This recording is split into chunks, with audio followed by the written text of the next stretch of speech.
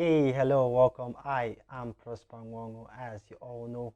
And today we're still looking at hydrocarbon, just like we saw in our last week lesson. We discussed hydrocarbon, where we also defined terminologies such as the homologous series, and we talked about saturated and unsaturated hydrocarbon. Remember, we defined hydrocarbon as an organic compound that contains just hydrogen and carbon. So any other organic compound that contains just hydrogen and carbon is referred to as a hydrocarbon.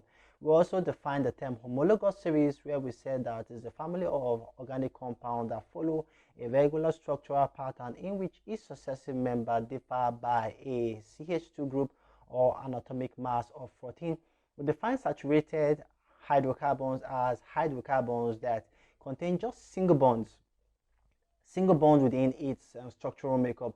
For instance, if you have a hydrocarbon or an organic compound, let's go with hydrocarbon in this case, and you can't find a double bond or a triple bond in its structural makeup, then you know you're dealing with a saturated hydrocarbon.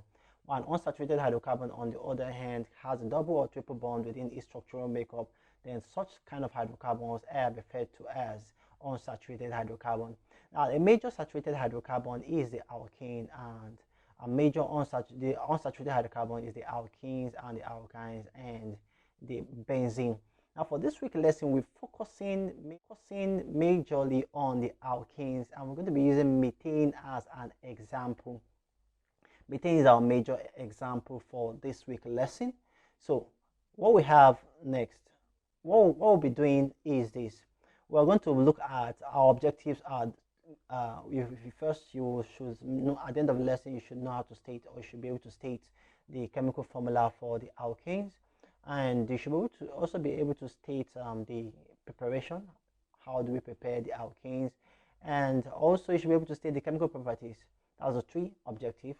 First, you state the general formula. Next, you state the laboratory preparation, and lastly, the chemical properties. Other things include physical properties and the rest of them, but this is the three major. Under the chemical properties, we're going to be focusing majorly on the chlorination of alkanes. So let's begin. Now, firstly, I informed you before now that the alkanes are saturated in that they contain single bonds, and they have a general formula of CN H2N plus 2. That is what you should remember. 2N H2N plus 2 is the chemical formula, general formula for the alkanes.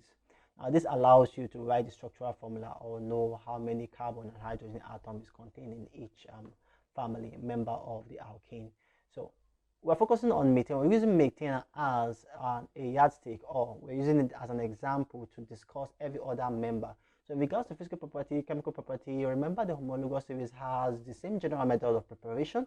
So if we pick one of these family, we're still going to be discussing and discuss its chemical property or its laboratory preparation. We're still discussing the laboratory preparation and chemical properties for every other member of the series. So how then do we prepare alkanes in the laboratory? Now we prepare alkane in the laboratory by simply reacting sodium ethanoate with soda lime. Now remember that soda lime is not a compound, but it's made up of two substances. Now as part of the exercise for this lesson, I want you to go down you make a research and go down the comment box in the Google Classroom and make a comment. What's the second component of soda lime? I'll tell you the first. The first one, which is the active ingredient, is sodium hydroxide. So instead of using sodium hydroxide to react it with sodium ethanoate, we're using soda lime reacting with sodium ethanoate to produce methane. Now, my question is, firstly, what is the second member or the second ingredient of soda lime? The first is sodium hydroxide. What is the second? And next, why not, since sodium hydroxide is just the active ingredient, why use soda lime instead of just using sodium hydroxide and heating it with sodium ethanoate to give us methane? So that we have two questions already. Well, the third one is going to be coming up very soon. So back to laboratory preparation. How do we prepare it in the laboratory? Sodium ethanoate reacts with the active ingredient, which is sodium hydroxide present in soda lime, to give us sodium trioxocarbonate and methane is produced as a gas and it is passed through water.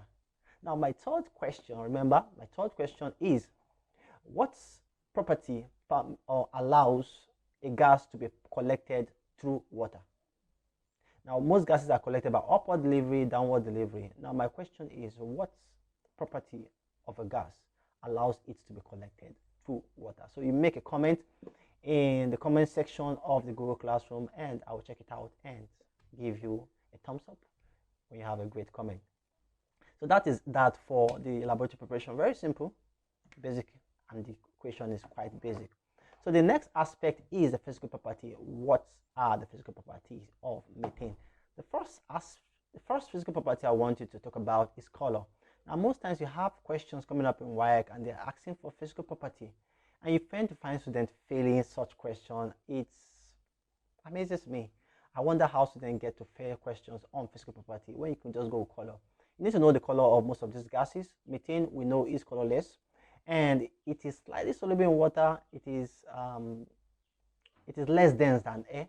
So that's the three major physical property. Or we can go for one more. It has no effect on litmus paper. Firstly, it is colorless. It is slightly soluble in water. It is less dense than air, and it has no effect on litmus paper. What that means, it has no effect on litmus paper, is that it neither turns litmus blue or red. So physical property, quite basic. Now, for the chemical property, which I consider very important, is firstly combustion. When we talk about combustion, most of you see it as burning. Well, sometimes we can refer to it as burning. Now, but I want you to have a much more better definition of combustion. Combustion involves the combination of a substance, usually non-metals, with oxygen. So when a non-metal such as carbon reacts with oxygen with the release of heat or light, you have combustion. Now, methane, we all know that is inflammable. So it combusts, it reacts with oxygen with the release of heat and usually light. So, but the product of this reaction is different or differ depending on the amount of oxygen present. For instance, if we have methane reacting with oxygen, in excess supply of oxygen, our product will be carbon dioxide and water. But if you have methane in excess while oxygen is limited, in other words, you have a lot of methane reacting with limited supply of oxygen, at the end of the day, you have carbon monoxide and water. Now, this is important because without these reactions, you can't be able to, without this equation and the reaction, you can't be able to solve certain questions. Some questions in WIAC that are based on combustion of methane, the equations will not be given to you, and so you need to learn this equation. Now, the only state in limited supply of oxygen or in excess supply of oxygen, and that is all you have given to you. So they're expecting you, since you know about the combustion of methane, you should be able to write equation for this. So I want you to memorize the equation, or better understand the equation for the combustion of methane. Now, the next aspect I want you to know is chlorination, which is important. Now, methane or the alkanes undergo substitution reaction, just like the word substitute. Okay, here you are. I want to substitute you. So methane is CH4. That means it is bonded. The carbon atom is bonded on 4 sides by hydrogen. So substitution reaction occurs in the presence of sunlight. In the presence of sunlight, chlorine will substitute each hydrogen until it becomes tetrachloromethane. And this is how it happens. Firstly, methane reacts with chlorine gas in the presence of sunlight. The first product will be chloromethane, and HCl is produced for every substitution. So chloromethane reacts with more chlorine to give us dichloromethane. Dichloromethane reacts with more chlorine to give us trichloromethane, and lastly, trichloromethane reacts with more chlorine to give us tetrachloromethane. And this reaction is not just limited to only the methane, it is for the alkanes. Alkanes generally undergo this reaction. So the first chemical property is combustion, the next is chlorination, and that is what all we could take in regards to the alkanes. So lastly, what is the use of methane. Although the use of this homologous series, that is the use of each member of this series, may be a bit different, but basically they could be used as fuels. Most alkanes are used as fuels in our home. Propane, butane, it is used as fuel in our home, and they can be used to produce some other carbon compounds such as carbon 4 sulfide and hydrogen. You can even produce hydrogen using methane, and so other carbon compounds can be produced using the alkanes. So in summary, we said that the alkanes are saturated and they are sp3 hybridized, just like we saw in our last lesson.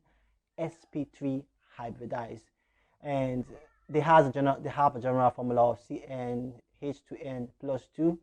They are prepared by reacting sodium ethanoate, depending on the alkane that is reproduced, with soda lime to give us sodium triisobicarbonate 4 and the corresponding alkanes. And we're told that methane, in particular, is colorless. It is slightly soluble in water. It is less dense than air and has no effect on litmus paper. And lastly, we said that during combustion, when oxygen is in excess, you have carbon dioxide and water being produced. But if oxygen is in limited supply, we have carbon monoxide and water is produced. And lastly, we say that the alkanes are majorly used as fuels. So thank you very much for watching. For your assignment in the Google Classroom, ensure you do them and submit on time, so I'll be able to monitor your progress and address situations arising and help you out in areas that you're finding difficult. For now, stay safe and do have a nice day. Thank you.